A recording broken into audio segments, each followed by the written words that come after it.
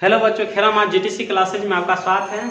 आज हम 2023 का जो एमवीडी का बुक है उसमें हम दो चर वाले रैखिक समीकरण करने वाले हैं। आप लोगों को बता दें बच्चों कि इसमें जो है दो चर वाले रैखिक समीकरण में 1 से लेकर 18 प्रश्नों का सलूशन बहुत ही बेसिक के साथ हमने कर दिया है। जितने भी छात्र एवं छात्राएं हैं जाकर देखें उसे, जिससे कि आगे समझने में कोई परेशानी न हो। तो आज हम उससे आगे का प्रश्न करने वाले हैं बच्चों। तो चलते हैं प्रश्न की ओर। क्या है अगला प्रश्न? प्रश्न संख्या 19 होगा आज। तो दो चर x y में रैखिक समीकरण ax plus by plus c बराबर 0 के कितने हल संभव है? तो बच्चों याद रखना आप लोग, दो चर है x y समीकरण के लिए, तो इसमें जो होता है अनंत हल होता है। आप लोग को याद होना चाहिए। 19 का जो आंसर हो जाएगा अनगणित हल हो जाएगा बच्चों। यहाँ से क्या होगा आंसर? अनगणित हल। ऑप्शन सी हमारा होगा अनगणित हल। अनगिनत हल। आप लोग को इसको याद रखना, बहुत बार ये एग्जाम में पूछ लिया गया। इंपोर्टेंट है, ये मोस्ट इंपोर्टेंट रहेगा। ये एग्जाम में कई बार पूछा है, ठीक है। तो आप लोग इसे याद रखना। दो चर x, y में रैखिक समीकरण ax plus by plus c बराबर 0 के कितने हल संभव है? तो अनगणित हल। एक से अधिक बहुत सारे हल होता है, इसका याद रखना।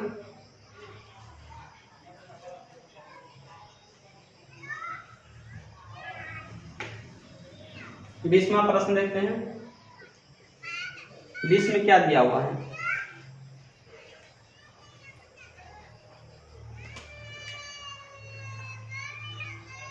To x minus 4y minus 3 बराबर 0 और x माइनस 2y प्लस 5 बराबर 0 कैसे समीकरण निकाय होंगे? बहुत आसान है।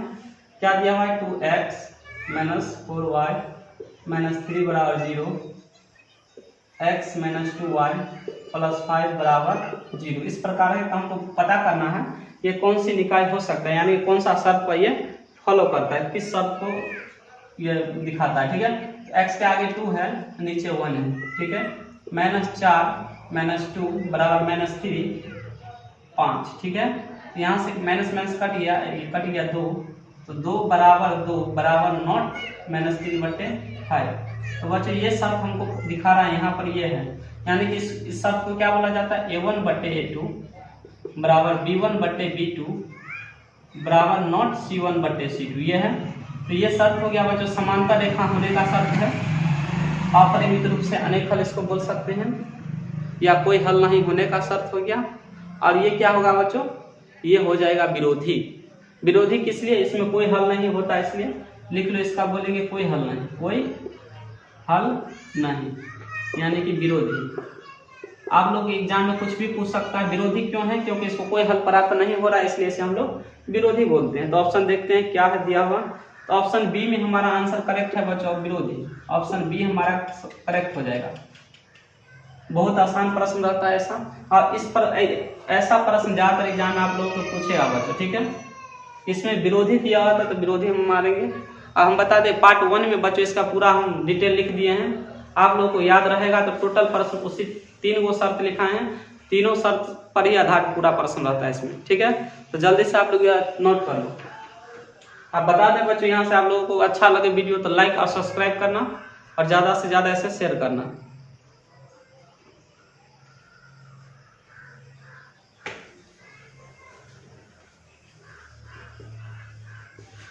इक्कीसवां प्रश्न देखते हैं। दिया हुआ है x माइनस बराबर -5 का आलेख कैसी सरल रेखा होगी? पूछ रहा है कैसी सरल रेखा होगी। तो बहुत आसान है बच्चों, ये होता है x डैश y डैश। पूछ क्या रहा है? x minus 5। तो बच्चों बता दें ये जो ओरिजिन बिंदु, मूल बिंदु इसको बोलते हैं। इस साइड होता है प्लस में, इस साइड क्या होता है? प्लस में। 1 2 3 4 5 बिना डैश वाला हो जाएगा प्लस बच्चों, याद रखना। 1 2 3 4 5 1 2 3 4 5 1 2 3 4 5, और डैश वाला होता है हमेशा माइनस। -1 -2 -3 -4 -5। तो पूछ क्या रहा है? x बराबर है -5, यानी कि x बराबर हो गया यहाँ पर हमारा -5, ठीक है। x बराबर क्या हो गया? -5। x 5 है तो y क्या हो गया? 0। यहाँ पर हम रखेंगे तो यहाँ से हमारा y 0 हो जाएगा। तो 0 है तो इसे हम इस प्रकार काटेंगे बच्चों, इस प्रकार हम लोग करना है। तो ये y के क्या होता है समांतर, y के क्या हो गया y अक्ष के समांतर ये लकीर हो गया, तो इसलिए हम लोग इसे क्या बोलेंगे y अक्ष के समांतर हमारा आंसर हो जाएगा ऑप्शन बी, ये होता है आंसर। ठीक है, इतना आसान प्रश्न है। ये प्रश्न बच्चों 2020 के एग्जाम में पूछ लिया है। ठीक है, आइए ऐसा प्रश्न बच्चे फंस जाते हैं, बहुत आसान रहता है, जल्दी से आप लोग इसे नोट कर सकते हैं।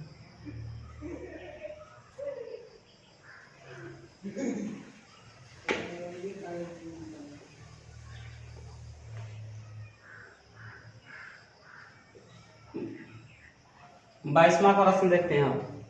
यदि दो चर में दो रेखीय समीकरण के अलग प्रतिच्छेदी रेखाएं हो, क्या पूछ रहे आप बताओ, यहाँ पूछ रहा है प्रतिच्छेदी रेखाएं हो, यानी कि अद्वितीय हल होना चाहिए, केवल एक हल होना चाहिए, उसी को बोला जाता है। संगत होना चाहिए, अविरोधी होना चाहिए। अविरोधी का मतलब हो गया जिसको कोई दिक्कत न हो, अविरोधी यानी कि वो विरोध नहीं करेगा। विरोधी वही करेगा जिसको हल नहीं मिलता है, तो इसको अद्वितीय हल को अच्छा से हल प्राप्त हो जाता है, इसलिए अविरोधी है। तो इसमें क्या पूछ रहा है हम लोगों को, आलेख प्रतिच्छेदी रेखाएं हो तो हलों की संख्या क्या होगी, सिर्फ एक हल होगा, या ऑप्शन बी में कोई हल नहीं, अनंत हल, इनमें से कोई नहीं। बच्चों बता केवल एक हल यानी कि सिर्फ एक हल हमारा आंसर हो जाएगा। हमने लिखा दिया है बच्चों अद्वितीय हल में सिर्फ केवल एक हल को ही सिर्फ एक हल बोला जाता है, फंसाने के लिए दिया है इस प्रकार से। तो ऑप्शन 22 का हो जाएगा ऑप्शन ए, सिर्फ एक हल होगा इसका आंसर, सिर्फ एक हल होगा, ऑप्शन ए करेक्ट हो जाएगा आंसर। तो आप लोग इसे याद रखना।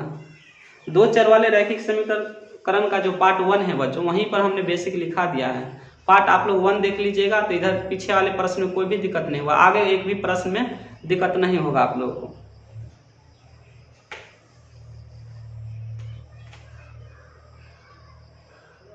तो इसमें प्रश्न देखते हैं, रैखिक समीकरण युग्म, युग्म का मतलब क्या होता है बच्चों, जोड़ा में रहेगा, युग्म का मतलब जोड़ा होता है। ठीक है, यानी कि एक दिया है तो दूसरा भी समीकरण दिया होगा।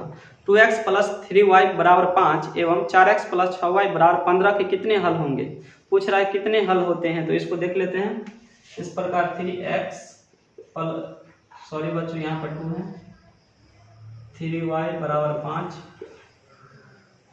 और x + 6y = 15, इस प्रकार से फर्स्ट और सेकंड दिया हुआ युग में है दोनों का। इसमें पूछ क्या रहा है बच्चों, ध्यान देना आप लोग, कितने हल होंगे। तो इसको देख लेते हैं, शर्त के आधार पर जांच करते हैं। x के आगे 2 है, इसमें 4 बराबर, इसमें 3, इसमें 6, 5, इसमें 15, 2 एकम 2, 2 दूनी 4, 2 एकम 2, 2 तिया 6, 5 एकम 5 तिया 15, 1/2 बराबर 1/2 बराबर नॉट 1/3, यानी कि बराबर नहीं है। ठीक है, कौन सा शब्द आ गया, A1/A2 बराबर B1/B2 बराबर नॉट C1/C2, ये हमारा शब्द आ गया, इस प्रकार का शब्द। अब बताओ बच्चों, इस शब्द को हम लोग क्या किस नाम से जाना जाता है, इस शब्द को, ये शब्द किस नाम से जाना जाता है, 3-4 गो नाम होता है इसका। सबसे पहले तो ये समांतर रेखाएं हो जाएगा, और इसके बाद कोई हल नहीं, इसका कोई हल नहीं होगा।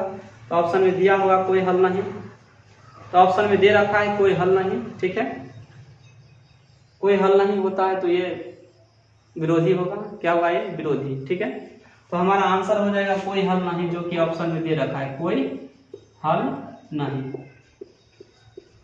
ऑप्शन डी हमारा करेक्ट आंसर हो जाएगा। जल्दी से आप लोग इसे कॉपी में नोट कर लो, और इसे हम बता देते हैं, जितना भी ऑब्जेक्टिव पढ़ाते हैं उसका आप लोग प्रैक्टिस करते रहना। प्रैक्टिस जितना करोगे उतना ही अच्छा अंक से आप लोग पास हो जाओगे। ठीक है, प्रैक्टिस आप लोगों को करना पड़ेगा। एक बार बनाने के बाद दोबारा बनाओ, 3 बार बनाओ, 4 बार बनाओ, अभी तो पूरा समय बचा है बनाने के लिए।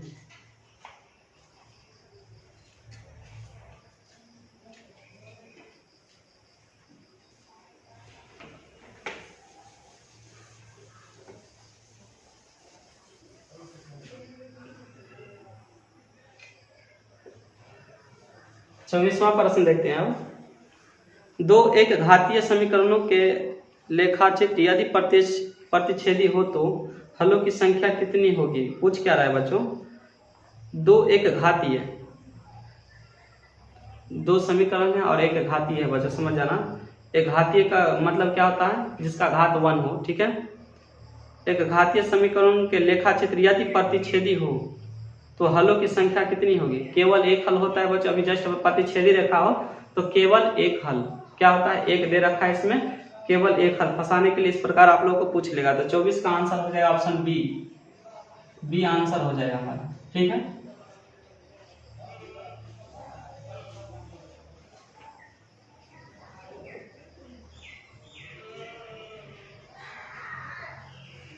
पच्चीसवां प्रश्न देखते हैं। 2x² - 3x - 5 का एक शून्यक है, यानी कि शून्यक निकालने के लिए इसमें पूछ रहा है। शून्यक यानी कि मूल अल्फा और बीटा, द्विघात है तो अल्फा बीटा निकलेगा और त्रिघात रहता था तो अल्फा बीटा गामा भी इसमें होता है, त्रिघात में गामा आ जाता है। ठीक है, यहाँ से इसको कर लेते हैं x² - 3x - 5। इसमें हमको एक शून्यक पता करना है, तो ऑप्शन के थ्रू करेंगे तो बहुत आसान रहेगा हम लोगों को। ऑप्शन क्या सब दिया हुआ है? ऑप्शन में देखो, ऑप्शन के थ्रू कैसे करना है।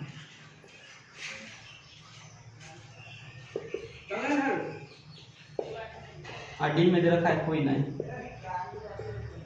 ऑप्शन से करेंगे तो जल्दी बन जाएगा बच्चों। ध्यान दो, हम इनमें से किसी का भी मान रखेंगे, हमको 0 प्राप्त हो गया तो समझ जाएगा आंसर हमारा वही होगा। ठीक है, शून्यक वही होता है। सबसे पहले हम यहाँ से देखो बच्चों, 0 जो दिया हुआ है 0 रखेंगे तो यहाँ तक तो 0 बना देगा, लेकिन -5 बचेगा, इसलिए हमारे चेक करके दिखा देते हैं उसमें क्या है। यहाँ से देखो चेक करके दिखाते हैं। यहाँ पर 2x² - 3x - 5। सबसे पहले हम 0 पुट कर लेते हैं। ठीक है, 0 से गुना करेंगे 0 से -5 बच गया। ये हमारा ऑप्शन जो है फर्स्ट वाला गलत होगा, 0 आना चाहिए, गलत हो गया। और दूसरे ऑप्शन को देखते हैं।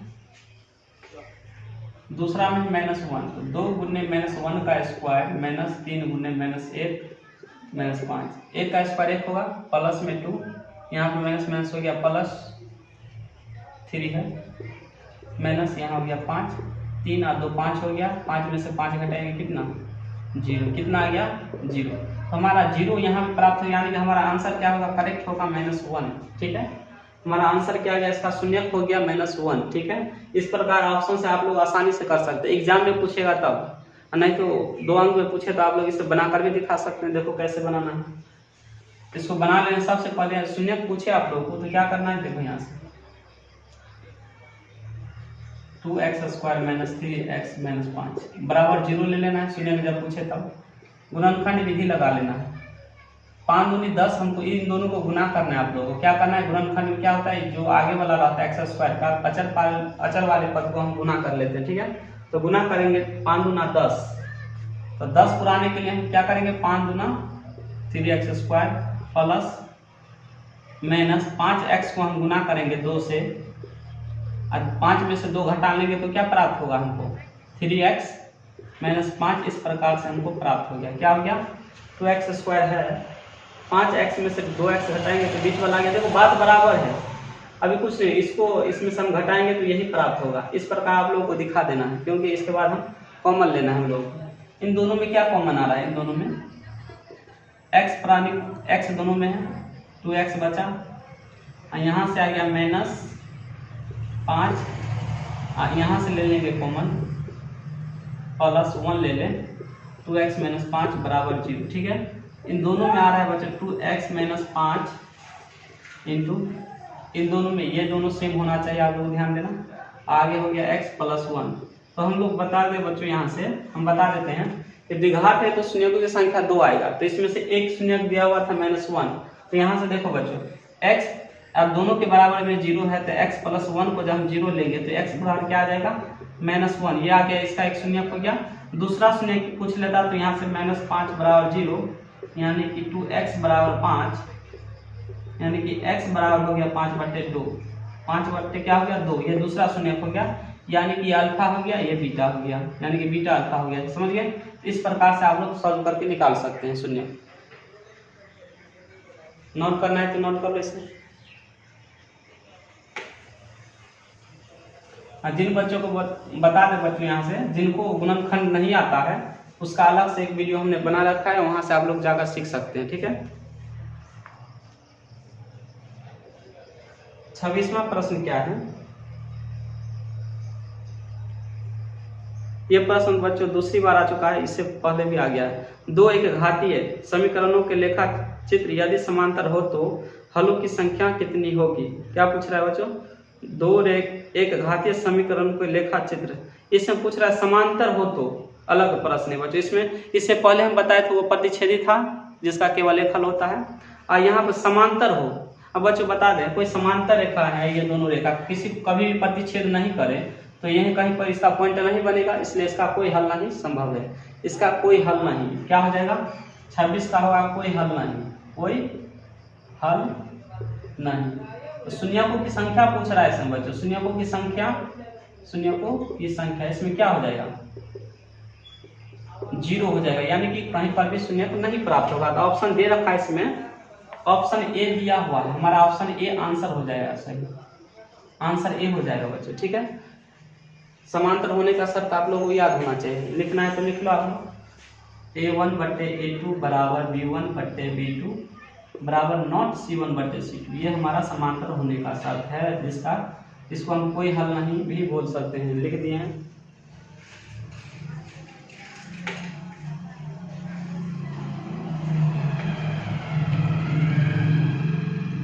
सत्ताईसवां प्रश्न क्या है, ध्यान देना।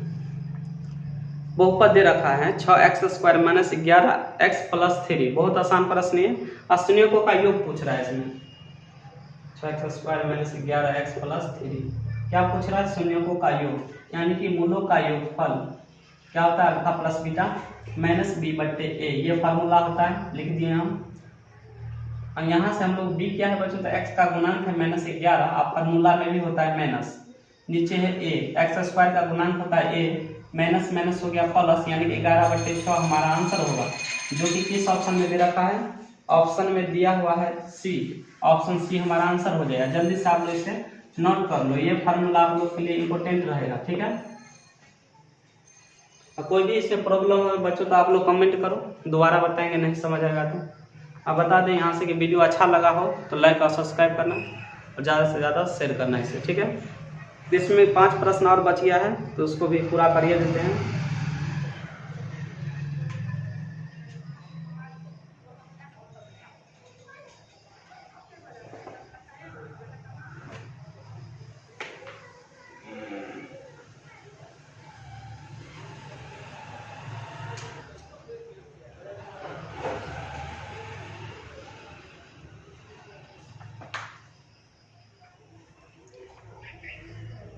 अट्ठाईसवां प्रश्न देखते हैं बच्चों, 2x - 3y + 2 बराबर 0, क्या दिया हुआ है, 2x - 3y + 2 बराबर 0 और 6x - 9y बराबर 5 बराबर 0। पूछ रहा है कितने हल होंगे, इसका कौन सा हल हो सकता है। सबसे पहले जांच कर लेते हैं, 2/6 इसका हो गया -3 और y का इसमें हो गया -9 बराबर 2/5, 2 एकम 2, 2 तिया 6, 2 एकम 2, 2 तिया 6, माइनस माइनस कट गया, बचा 1/3 बराबर 1/3 बराबर नॉट 2/3, 2/5।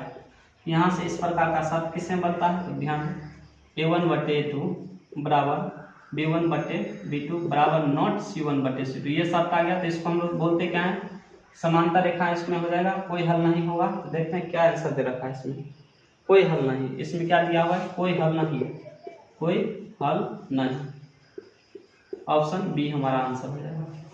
जल्दी से आप लोग इसे नोट कर लो।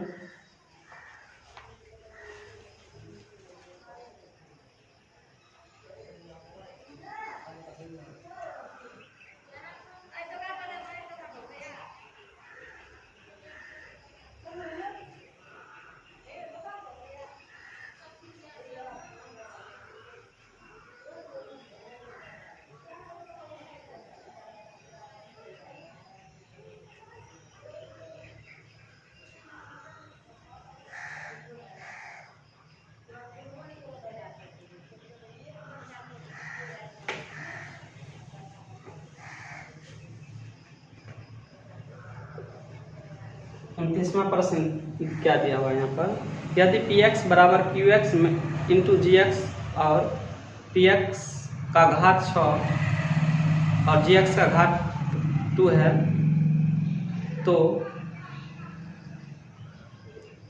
px बट्टे gx का घात होगा। सो पूछ रहा है बच्चों px और gx का घात क्या होता है। ठीक है, तो बहुत आसान प्रश्न है ये। इसका घात हम लोगों से पूछ रहा है, ठीक है।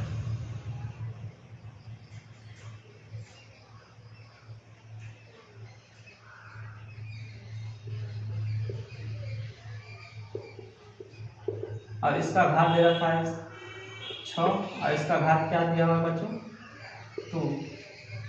हमको इसका घात हमको फाइंड करना है, इसका घात क्या होता है सो हमको बताना है, ठीक है। बहुत आसान है ये।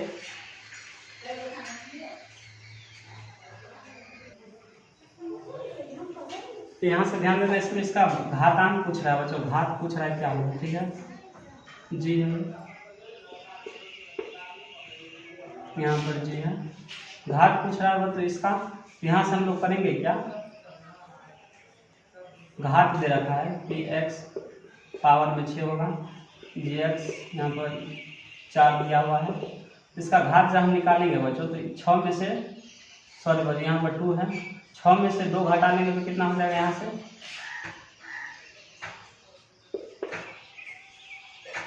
यानी कि px में होगा 6 में से 2 घटा लेंगे यहाँ से तो हमको हो जाएगा 4। हमारा घात क्या हो गया बच्चों यहाँ से 4 हमारा आंसर हो जाएगा, ठीक है। देखते हैं अगला प्रश्न।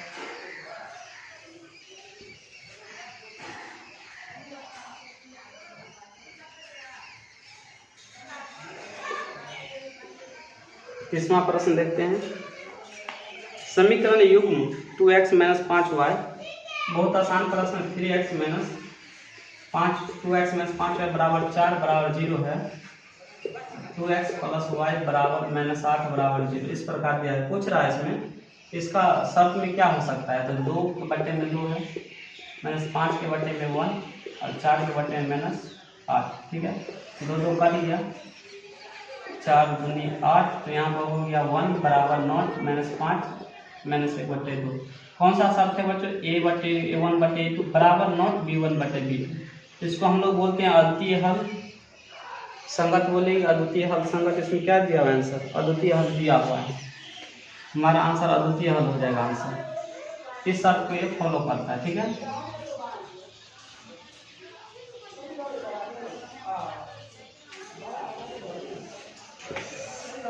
आज का लास्ट प्रश्न देखते हैं आप। 2 चर वाले रैखिक समीकरण जो है आज यहाँ पर समाप्त हो जाएगा, ठीक है।